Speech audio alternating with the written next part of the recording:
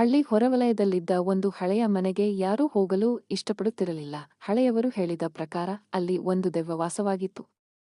ಆದರೆ ವಿಜಯ್ ಎಂಬ ಯುವಕ ಈ ನಂಬಿಕೆಗಳನ್ನು ಗಂಭೀರವಾಗಿ ತೆಗೆದುಕೊಳ್ಳುತ್ತಿರಲಿಲ್ಲ. ಒಂದು ದಿನ ಗೆಳೆಯರ ಜೊತೆ ಸವಾಲಾಗಿ ಆ ಮನೆಯಲ್ಲಿ ಒಂದು ರಾತ್ರಿ ಕಳೆದರೆ ಹೇಗಿರಬಹುದು ಎಂದು ತೀರ್ಮಾನಿಸಿದನು. ಬೆಳಗಿನವರೆಗೆ ಯಾವುದೇ ಭಯಪಡಬಾರದು ಎಂದು ತೀರ್ಮಾನಿಸಿದರು. ಮೊದಲಿಗೆ ಎಲ್ಲವೂ ಸರಾಗವಾಗಿತ್ತು. ಆದರೆ ಮಧ್ಯರಾತ್ರಿಯಲ್ಲೀಗ ಅದೆಷ್ಟೋ ವಿಚಿತ್ರ ಘಟನೆಗಳು ನಡೆಯಲು ಪ್ರಾರಂಭವಾದವು.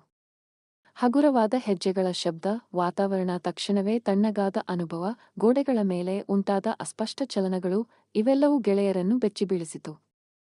ಹಠಾತ್ ವಿಜಯ್ ಕಿಟಕಿಯಿಂದ ಹೊರಗೆ ನೋಡಿದಾಗ ಒಂದು ಬಿಳಿ ಆವೃತ್ತಿಯ ಪ್ರತಿರೂಪ ತಲೆ ತಿರುಗಿಸಿ ಅವನ ಕಡೆ ನೋಡಿತು.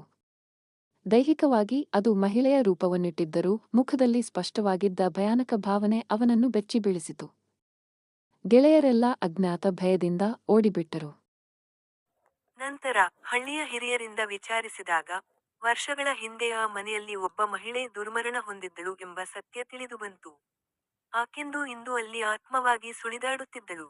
ಆ ದಿನದ ನಂತರ ವಿಜಯ್ ಯಾರು ಆ ಮನೆಯಲ್ಲಿ ಕಾಲಿಟ್ಟರೆ ಆತಂಕ ಎದುರಾಗಬಹುದು ಎಂದು ಎಚ್ಚರಿಸಿದರು.